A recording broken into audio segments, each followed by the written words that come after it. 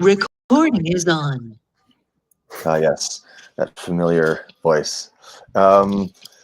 Okay, so I won't repeat that too much, but we'll go over a few timelines. We'll open up to the community. Please feel free to ask questions in chats all the while, or you could raise your hand.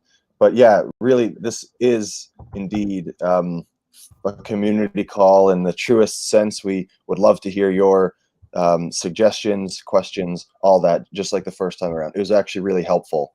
And yeah, so let's start it off. Maybe I'll pass it off to Daniel to just say a few words, what's up on his end, because I know the community doesn't get to see or speak to him as much as Brecht or myself. So let's pass it over to Daniel. Thank you, Matthew. Hello, everyone. Really glad to see so many people here. I'm right now in China, so I'm having some connection issues, especially when I access the other part of the internet. If you don't hear my voice clearly, I'm sorry for that. There's little I can do now. As Matthew said, this is Loopring is a project almost 3 years old. We experienced quite some change, in the middle of the development.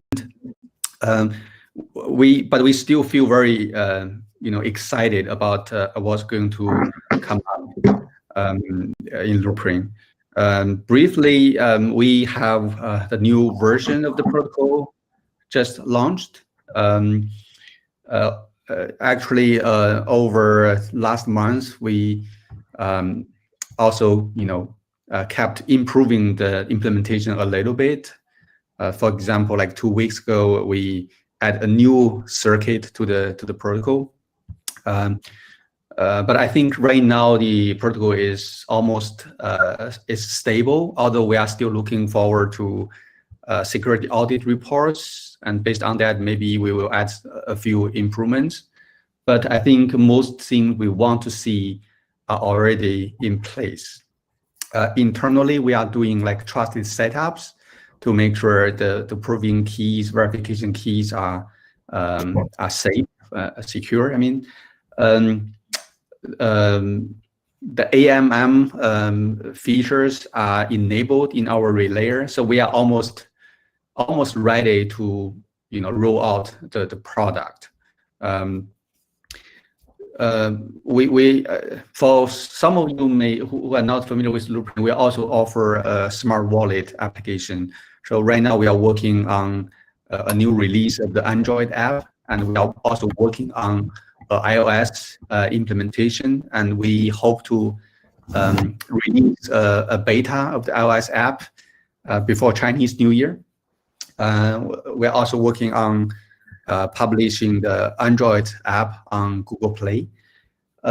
So with that, we plan to do a liquidity mining campaign with several trading pairs or AMM pools enabled for receiving LRC as rewards.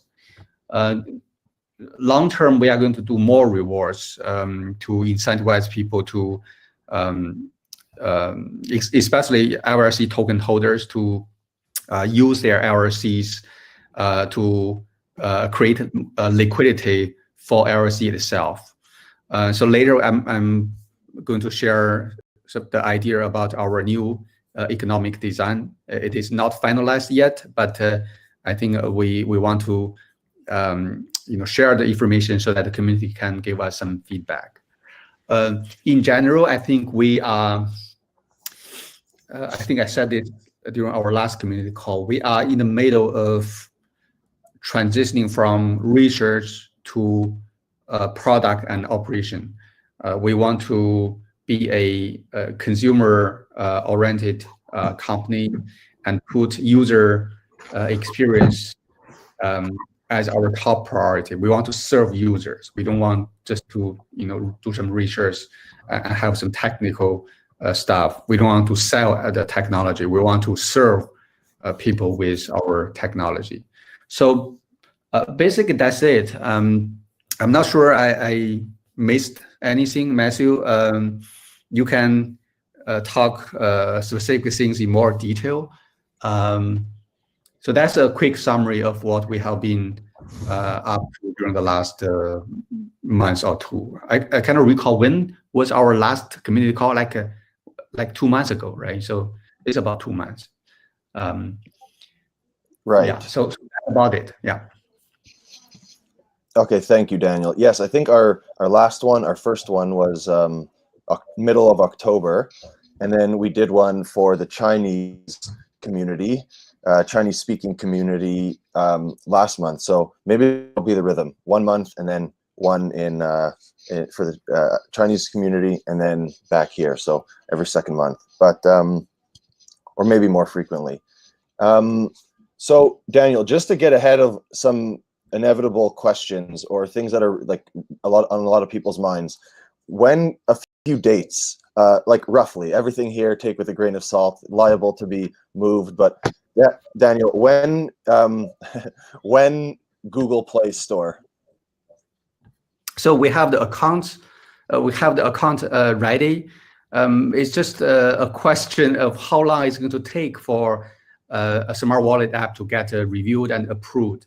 We don't know that yet, but I think the ball is not in our hands. We have to wait for Google's response. So not sure. Maybe a couple of weeks, maybe a month. I'm not sure about that. Okay. Okay, thank you. And what about when iOS? So internally, we have pretty aggressive plan, but when we talk to the community, we have to say, it's before Chinese New Year, which is early February. But we don't want to roll out the app, all at once. We may have to use like a test flight to and ask some community member or LRC token holders to try the app first. So it's going to be a gradient release, just like the Android app. We have been testing our Android app for maybe two months, maybe even 3 months with like 100, 200 users before we try to launch on Google Play. So with iOS, we are going to do the same thing. Okay, great. Before Chinese New Year I'm satisfied with that for iOS. I hope other people may be. When this one I think is an easier answer. When the ability to add and remove liquidity to the AMM from the current Android app. When liquidity management in app. So we about like 2 hours ago, we released another beta version of the Android app with liquidity management. So you can add remove liquidity with the app. You can swap. There's one thing missing from the app, which is still very necessary before we can start the liquidity mining. It is the dashboard. We want to show how much money you earn if you provide liquidity there. So the dashboard, similar to uniswap.info, that's designed but not yet implemented. It will take about 1 more week to get it ready. So hopefully next Wednesday, Thursday, we get everything ready. Although maybe not perfect. We first of all, I think that our principle is not trying to become perfect before we roll out the new functionalities or features. We want to see our community's response to the new features. Maybe the thing we are going to provide is not what they want, so we don't want to make big mistakes. So next Thursday, Thursday, we are going to have the dashboard ready on the Android app. On the web side, we are also adding some information to exchange.loopring.io to show some more data regarding the profit or income of liquidity provision. But our priority have been given to mobile apps, because in China, a lot of internet companies, they don't have website. Maybe they have a like an introductory website, but all the functionalities are wrapped in mobile apps, and people, they all need mobile apps, not website. Right now with DeFi, with Ethereum, I think especially Western community members, they still use MetaMask. Not a lot of people do like DeFi interactions on the mobile side, but in China, it's quite a different story. People would rather go to a centralized exchange instead of using like MetaMask to access DeFi. So we feel strongly that mobile apps, mobile experience should be our first priority, because we have this strength in China, in Chinese community. There are so many potential users of Loopring Smart Wallet. So that's our priority. So in general, sorry, this is a long answer. So next week you will see the dashboard. It will make you more happy with liquidity, participating into the liquidity mining activity. Yeah, so one more week to wait. Okay, thank you, Daniel. No, that's actually very helpful, I think, for a lot of people. That gets to an important truth about Loopring, that we will be very mobile product focused and try to get tens of millions of users in the all important Chinese market. So thank you for that. Let's shift gears a little bit just to keep it diverse. Let's hand it over maybe to Brecht to speak a little about the trusted setup that's coming, or a bit about like the technical part of the ZK rollup, what's going on with the circuits and what's going on with the trusted setup. I also see, don't mean to call him out, I see we have Wei Jie on the call, if that is him, an illustrious zero knowledger as well. So he might be interested in the circuit talk and stuff like that. So thanks for joining. Hey Matt, thanks for having me on.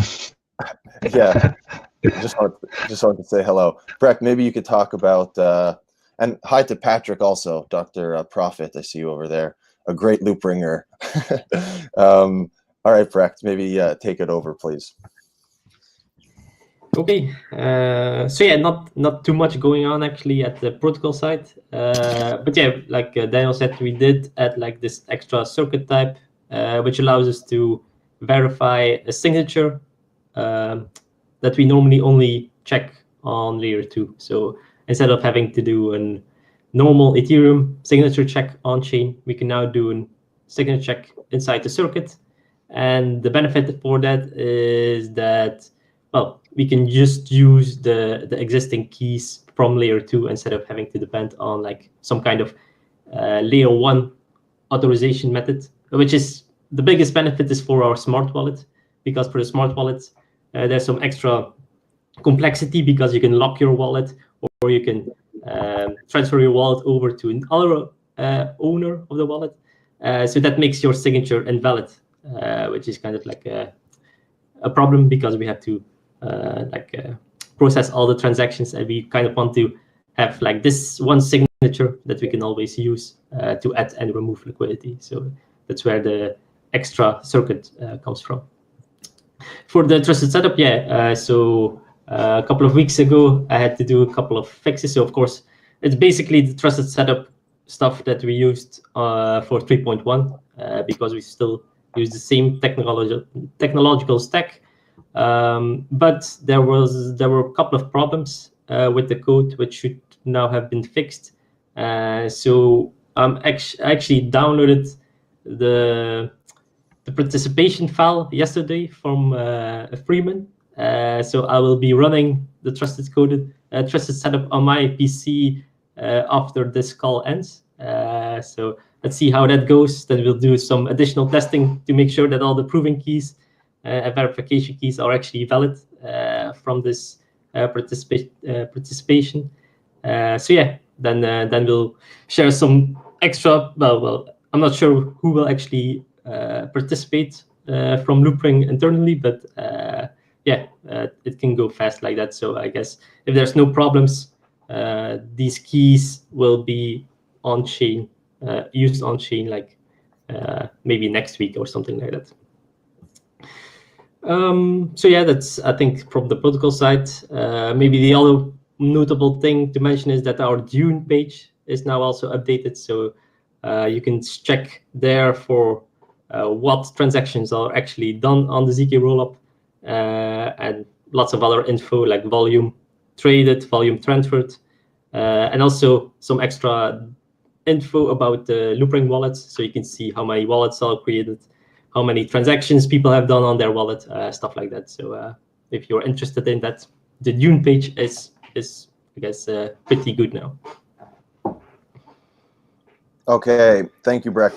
For everyone wondering, the Dune page is just like our analytics dashboard. So duneanalytics.com/loopring shows you, you might all be familiar with it from V1, shows you all the stats, volume, assets in the deposit contract. Now we have it so for V1, for Loopring V2, plus the smart wallet. So kind of like 3 levels of stats. Obviously V1 is becoming deprecated, but you could have a look at V2.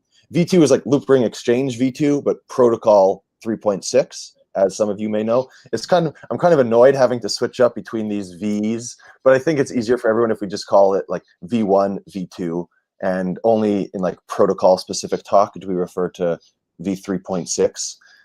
Otherwise, let's just call it Loopring V2. And the smart contract wallet could be seen on the Dune page. I think there's nearly 2,000 wallets that have been created, which I'm very enthused with that number because it's still, you know, only Android, only downloadable via API, and only, you know, 2 weeks old since we publicized it. So I'm happy with that. Brecht, one question for you. So you're going to start you're going to start the ceremony a little bit right after this call. Are we only doing an internal one, or is this the external one as well, where other participants will come in?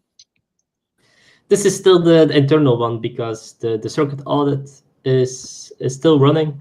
So there could be some additional changes we have to do. So if we do a public one, we don't want to ask people to do it twice because we had to do some additional changes. So the internal now one for now, until we are sure that the circuits are completely fixed or like completely final.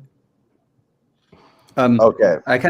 I can add some thoughts on that because someone in the chat also asked the question. So the real public trusted setup will start only after we got the security audit report. If there's no issues, then we can start a public trusted setup based on the internal trusted setup. Otherwise, if we have to modify the circuits, then we will have to restart the internal trusted setup again. And then once we, get everything work, then we can invite people to join the setup and to run more runs based on our internal trusted setup.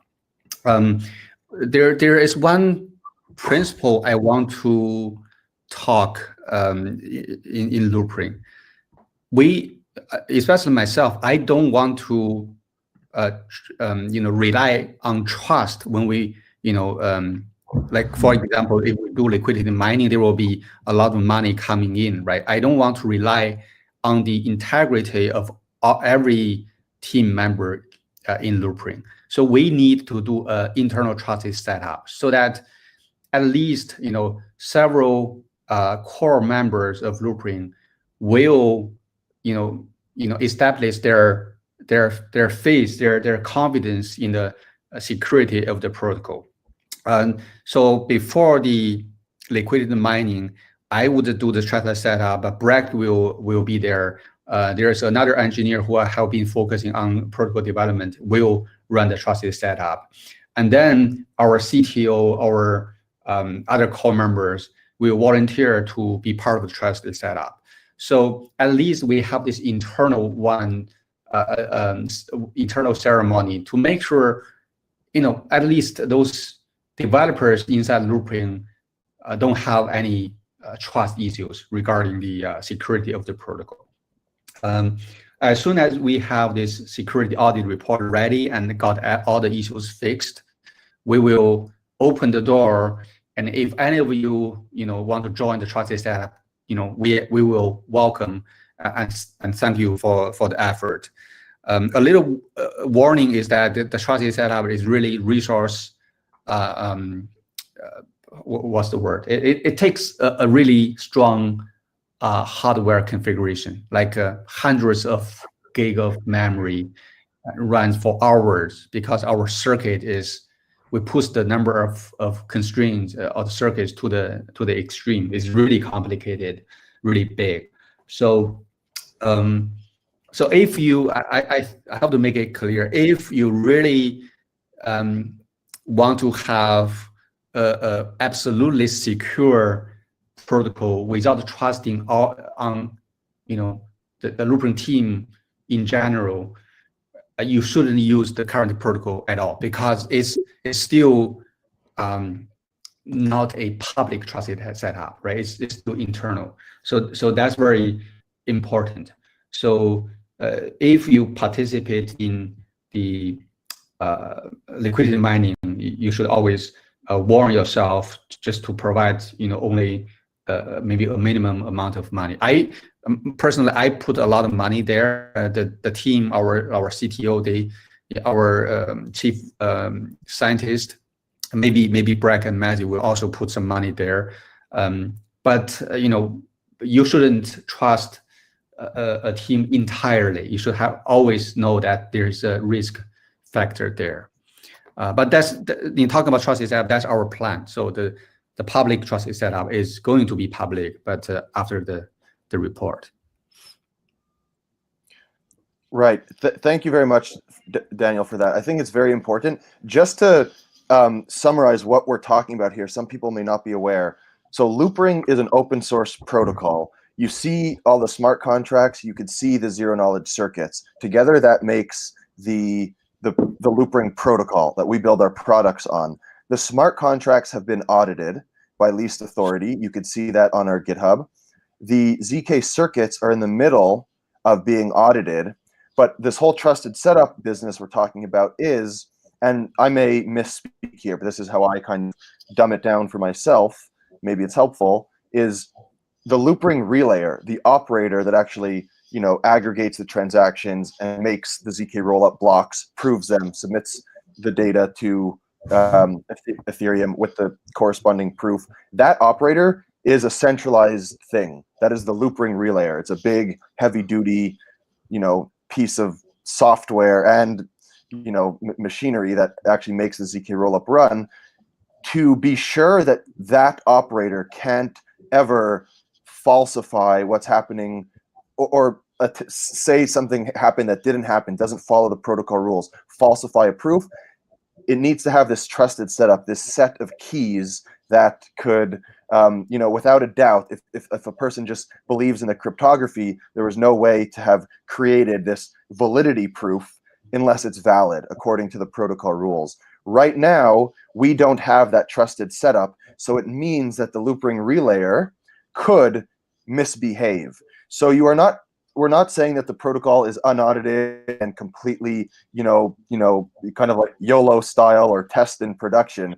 It's that you must trust the Loopring relayer that they will not try to be, unfaithful or do something wrong. When we do the internal trusted setup, that just means that if one team member out of, say, 5 that Daniel just mentioned does this trusted setup properly, this heavy computation where you get like an output and hand it over to the next person and you're supposed to dispose of your material, of like your toxic waste, if only one person out of the team does that faithfully, then the relayer still could only act faithfully and can never mess around.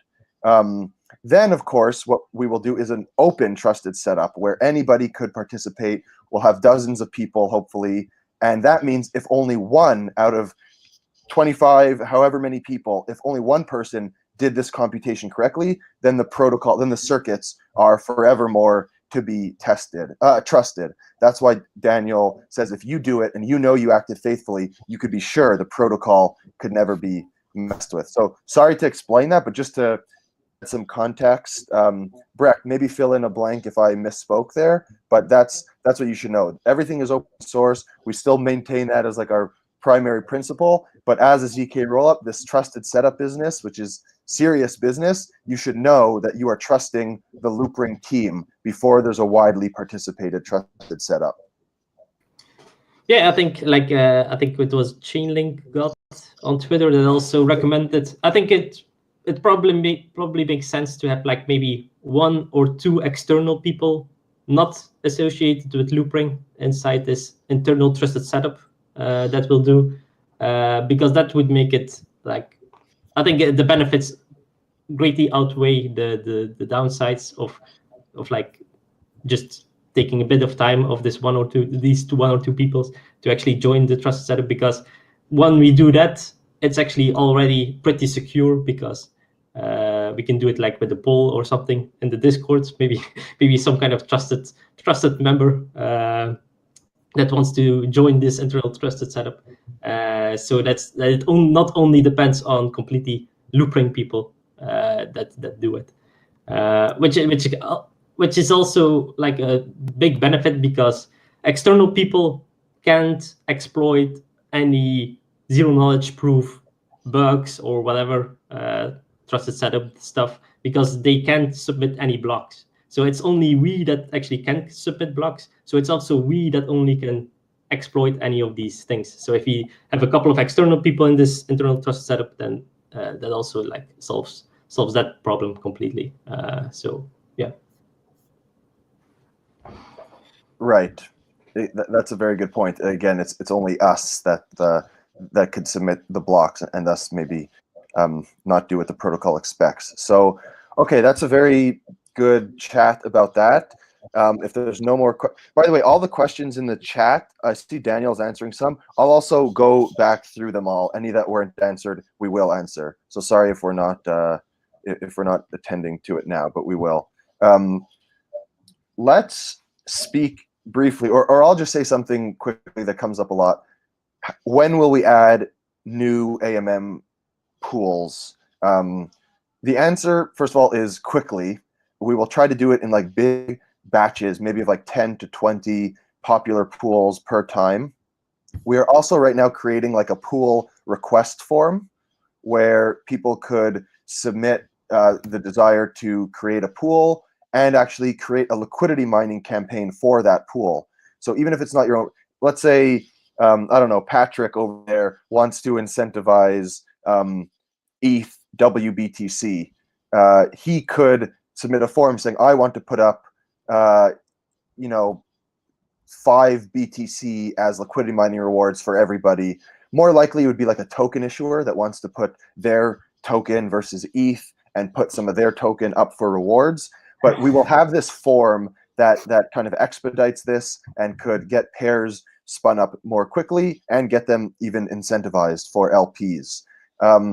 We will also just add the pairs, that the community, just in Discord or Twitter, like if we see there's a lot of demand for something, we will do it. This speaks to the question of why can't people create their own pools like other layer 1 AMM, like Uniswap, where you could create any pool. This is an important point, so I'll spend a minute on it. It's both a technical reason and a non-technical reason that we can't have just any pool and just allow anybody to create a pool like they may be used to on layer 1. First of all, as kind of we just spoke about, the Loopring relayer must kind of recognize this pool and start processing it, or at least that's how I conceptualize it. So even, I think at the protocol level, somebody could create a Loopring layer 2 pool. It could be a random token, it could be kind of like a scam token, but the relayer might not want to recognize it. We won't kind of register it in the relayer or at the protocol level. I'm not sure where it happens, but so somebody could create a pool, but we won't necessarily recognize it. That also is for a non-technical reason, because as a centralized operator, of course, just to be clear, the centralized operator, once the trusted setup is done and stuff, it could never act maliciously, right? It is completely 100% Ethereum security guarantees in terms of asset self-custody of the user, all that.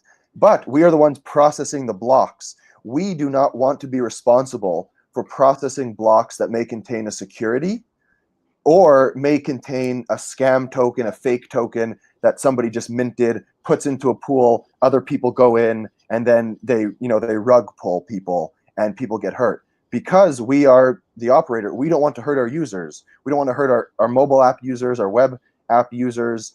So for those two reasons, this is why we will never have a completely permissionless pool creation format, but we will try to make it as open as possible, be as responsive as possible to the demands of the community. But that is it's an important point that comes up a lot in the Discord, for example. Any words on that, Daniel or Brecht? I completely agree.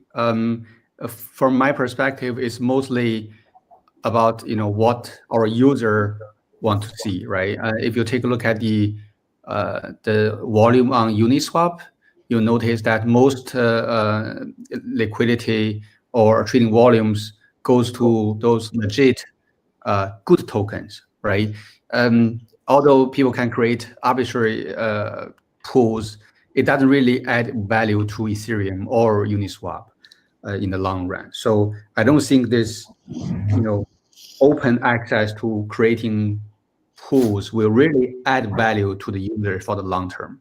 But I also want to make sure it's much easier for new projects to get their token listed somehow. But there should be some flow, some practice, in place. We don't want to hurt our users. Their assets, their user experience are what we care the most. So we have to ask ourselves what they want in the long run. Right. Okay. I'll take these two questions from the chat just because they're relevant to this, and then maybe I'll go up and take a few because maybe it'll spur other discussions. But Brent says, is there a plan to route trades through multiple pools automatically? Yes. So just a bit more information about the Loopring protocol. So if you submit an order, the order can be routed to, in theory, okay, the protocol supports the order being routed to either one or more AMM pools or to an order book. Same order, you don't have to re-sign it.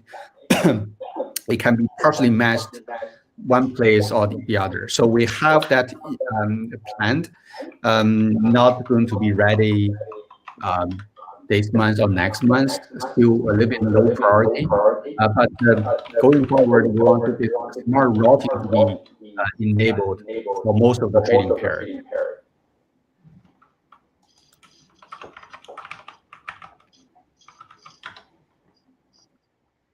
Thank you, Daniel. So yeah, oh, there's an echo coming.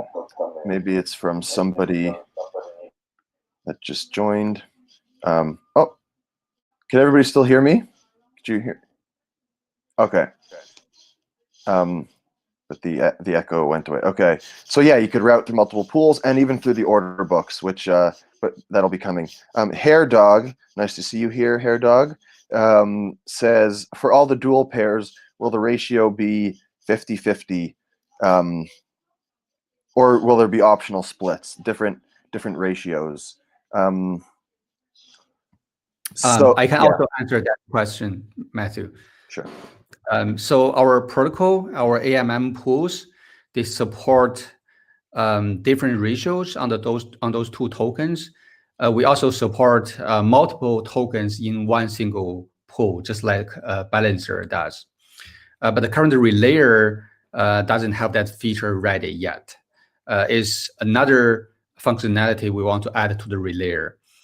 So going forward, there will be other type of pools, for example, with more than 2 tokens, or with different fee settings.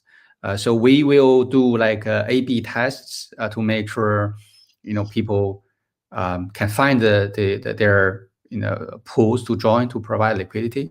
So those features are enabled by the protocol, but as a way to roll out functionalities gradually, the relayer doesn't have all the supports. So that's something we are going to work early next year. Okay, great. So there's 20 minutes left until the hour, which I'll try to respect this time. Last time I went to an hour and a half. Well, so let me let's go through some of these questions, the ones that we may have missed so far, just because that I know that Daniel has been answering some of them, so I'm just going through very quickly.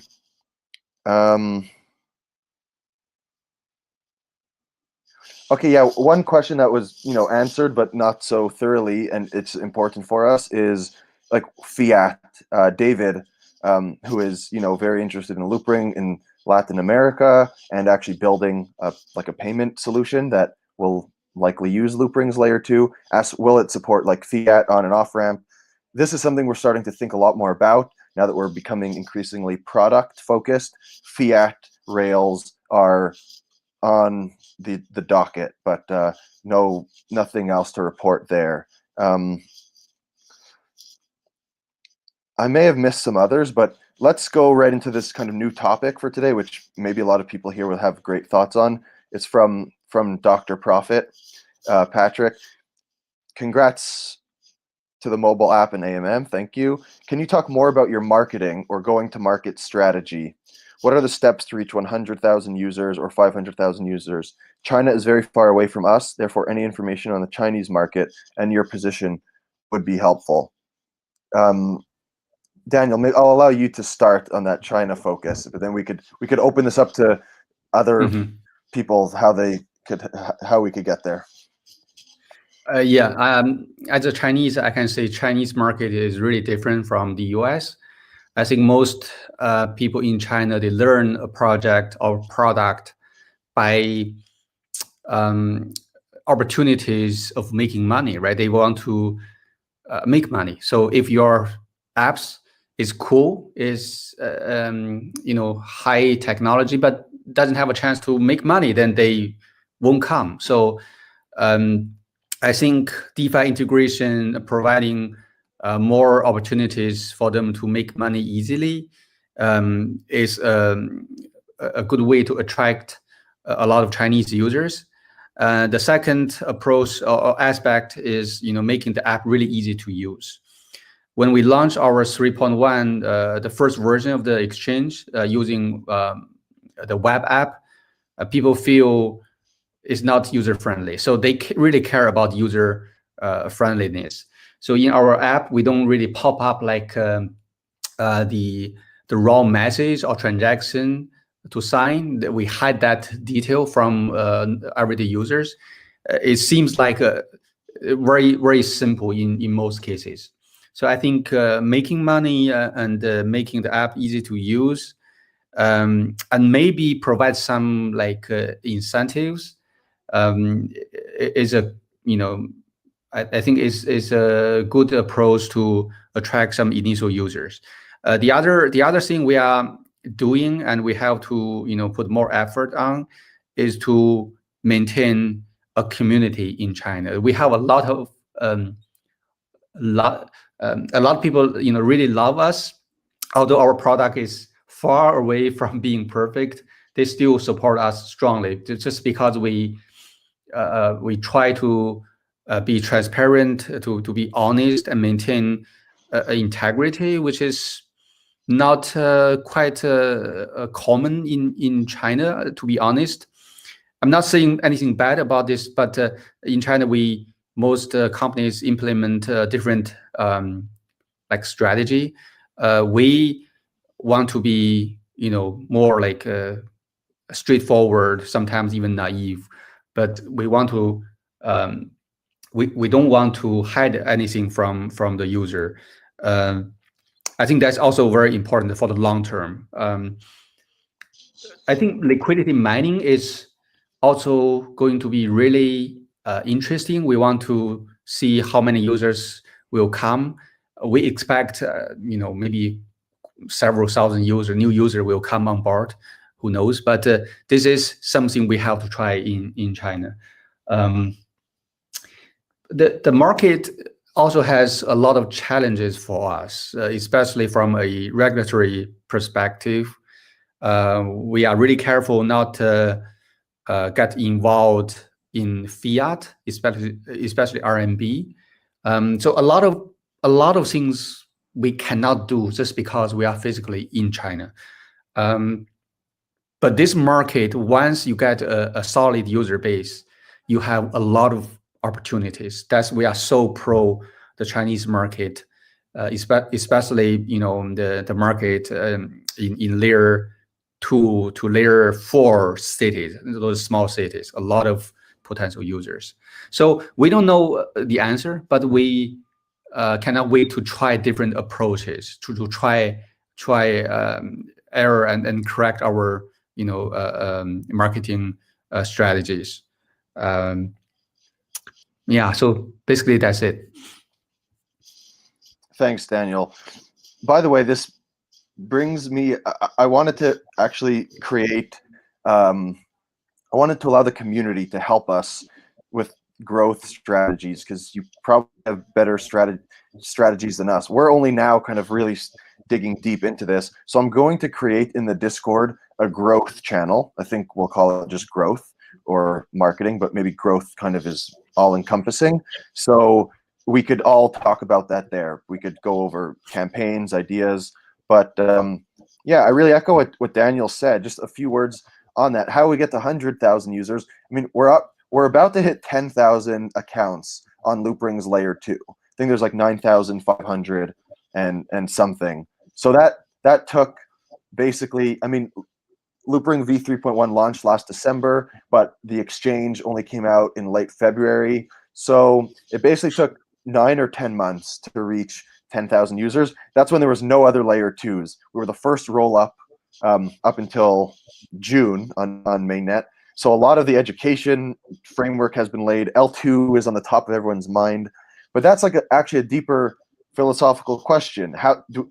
Is using the word L2, does that even, that's such a small, that's how we get like the crypto native people. Everyone on this call probably loves the fact that Loopring is layer 2 and is well aware of its benefits. But to get a normie involved, especially as we reach all-time highs right now in Bitcoin and everything else, and normies are coming in, they don't care about layer 2. They just want to see an app that is beautiful, as Daniel said, could make them money. That's like a pretty novel thing from like legacy style apps that you could just like use your assets really productively and stuff like that. So anyways, I won't rant on here, but a lot of growth initiatives are about to start. We have like internally a little growth hacking discussion that has now been going on, but I would love to get the community more involved in that. You certainly have some ideas that could help us. So I'll just go through a few more questions. From Simon, are you looking into methods to reduce impermanent loss as Bancor protocol is currently doing? That's a good question. I wonder if you're the same person who I spoke about this last week or 2 weeks ago. Maybe you brought that up to me. I think it's very cool. It is not top our radar right now. Well, maybe this could tie into the LRC model where we could subsidize some impermanent loss. Maybe we'll have time to talk about this on the call. I guess it's pretty important, but just as it stands, we implement Balancer on Loopring's layer 2, just for what that's worth. That's why we could have the multiple token pools, the multiple the different proportions, stuff like that.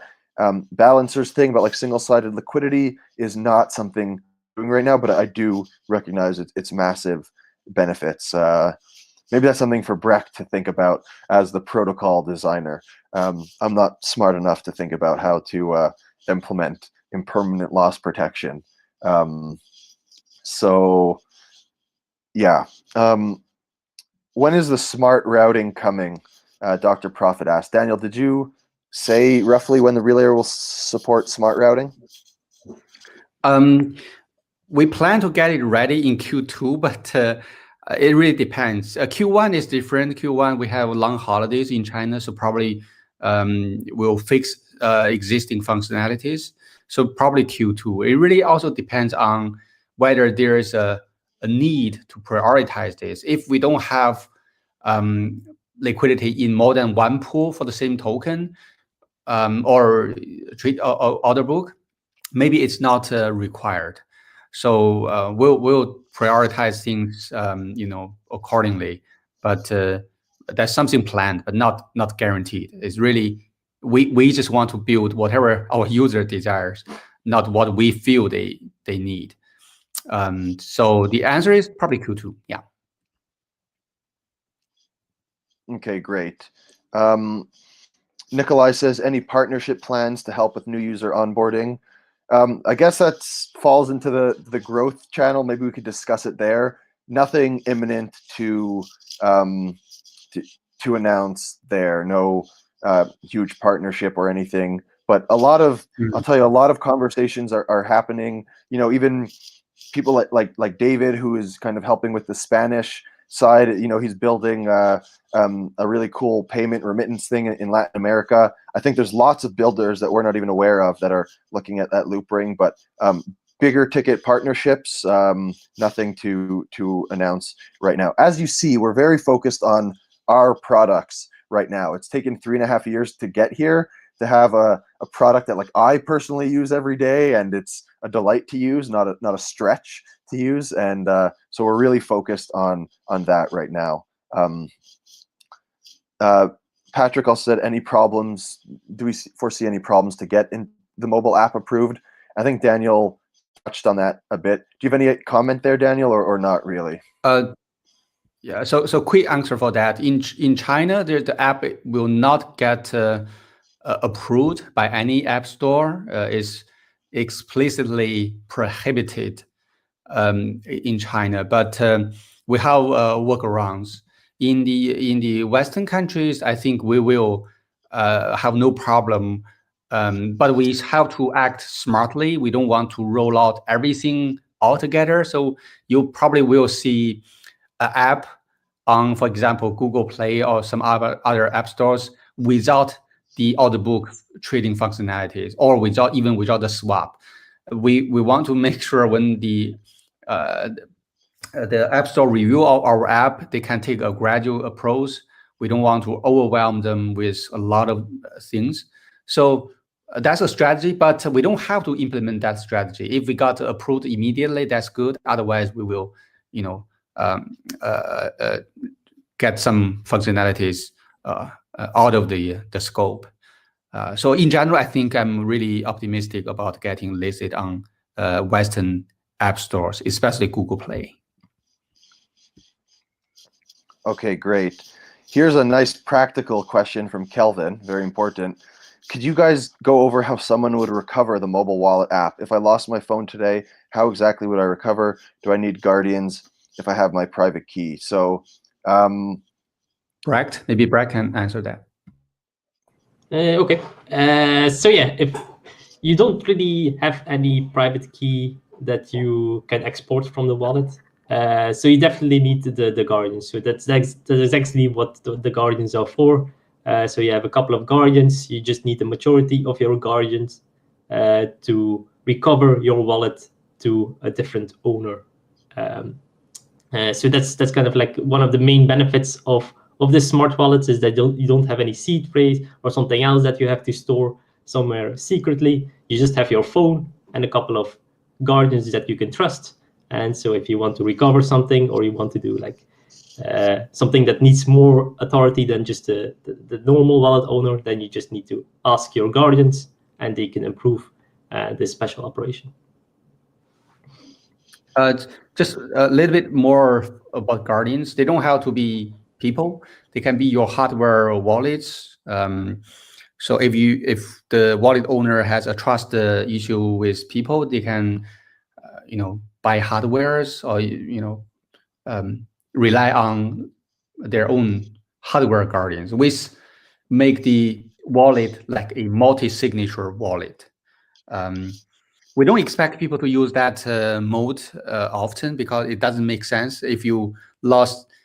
If something terrible happened to the wallet owner, then nobody can recover the wallet. But there's a solution. We will soon add the inheritance feature there, so you can set up your inheritance. Then he will, after a long time lock, he or she will be able to get access to your wallet. Yeah.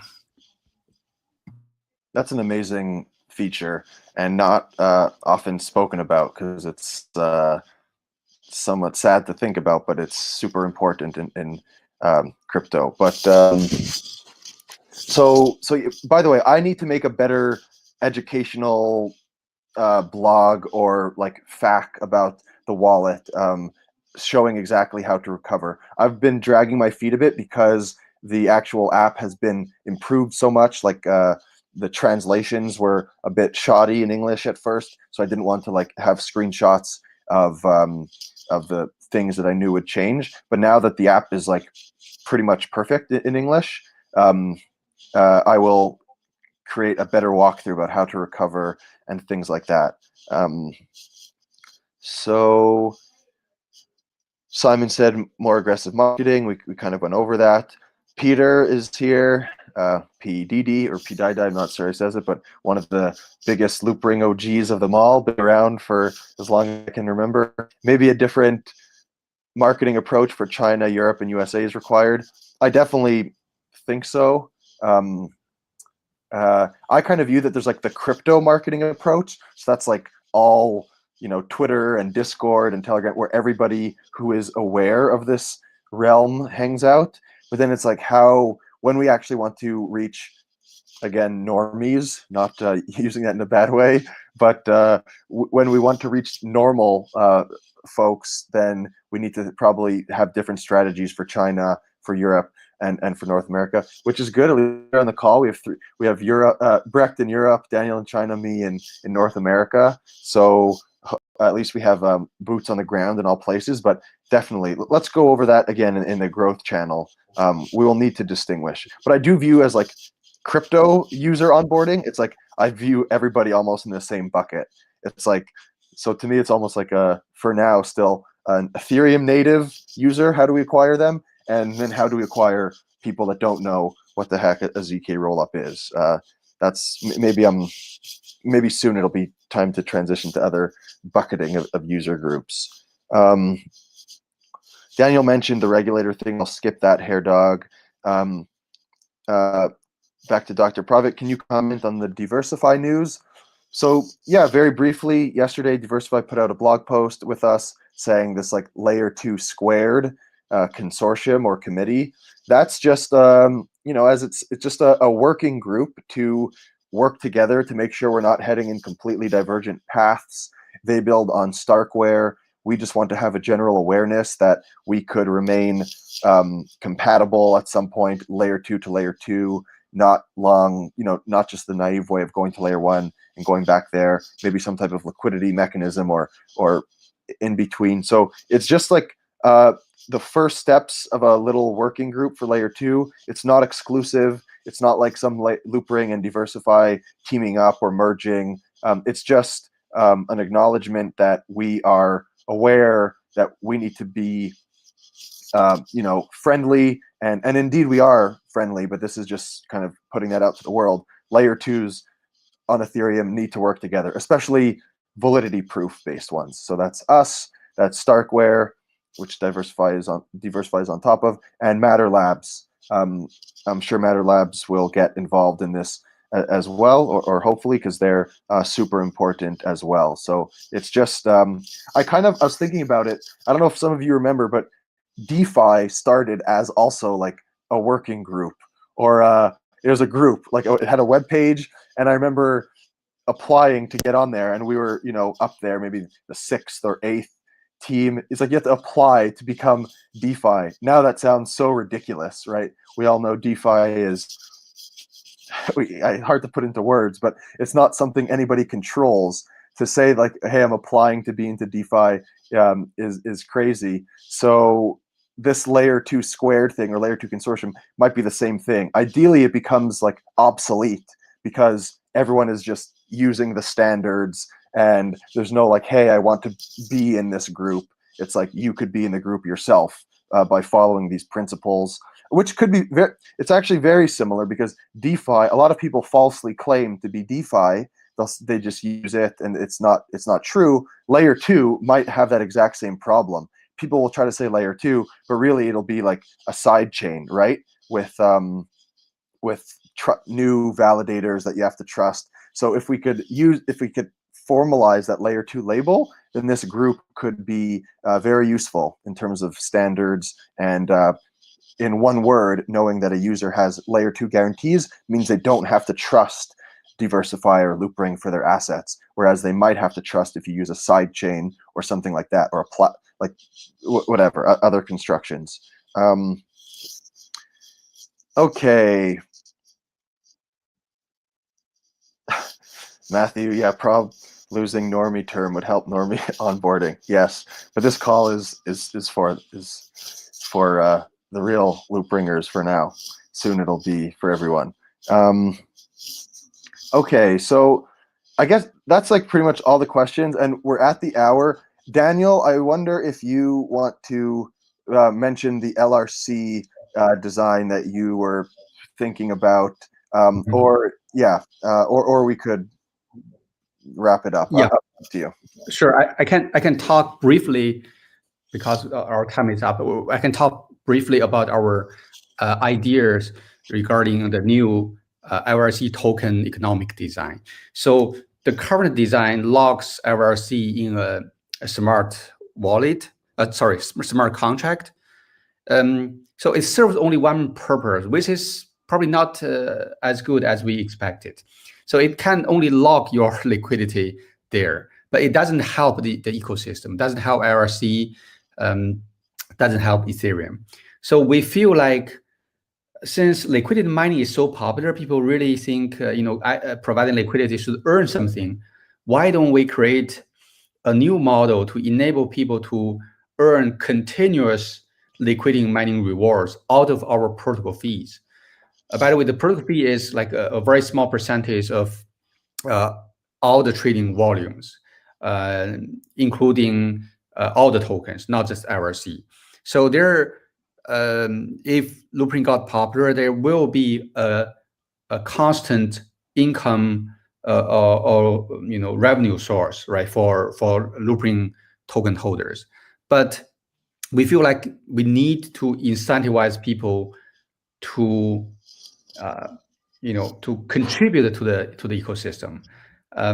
So the way to contribute to the ecosystem is to provide LRC liquidity in our AMM pool or the order book. So if they do that, we will probably give away like 75 or 80% of all the liquidity, all the protocol fees to those liquidity providers. So the more the protocol fee is, the more the liquidity provider will earn, and the better liquidity we will have for LRC. And we will also, probably, reward liquidity for other tokens. But I think the majority goes to LRC liquidity provider. A small part goes to some other tokens, for example, Ether, right? Because we all love Ether. So maybe if they provide, Ether USD or Ether DAI liquidity, we can also incentivize occasionally. The other part we want to incentivize is like participation into a DAO. We sooner or later will have to set up a DAO so that people can vote on, for example, parameter values or something like that.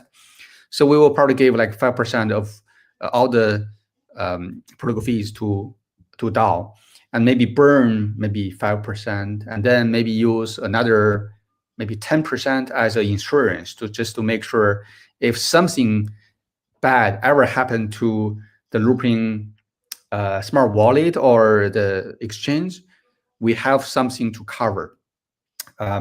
So that's the basic idea. We don't have the the numbers finalized yet, but one thing we are quite certain is to make sure everything happens on layer 2, so that we don't have, we don't have to create a burden, for Ethereum mainnet.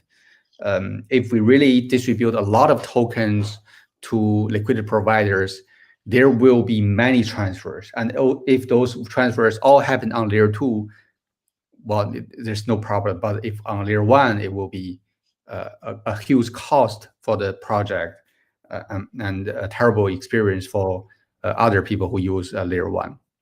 So hopefully we can get things finalized. Not finalized,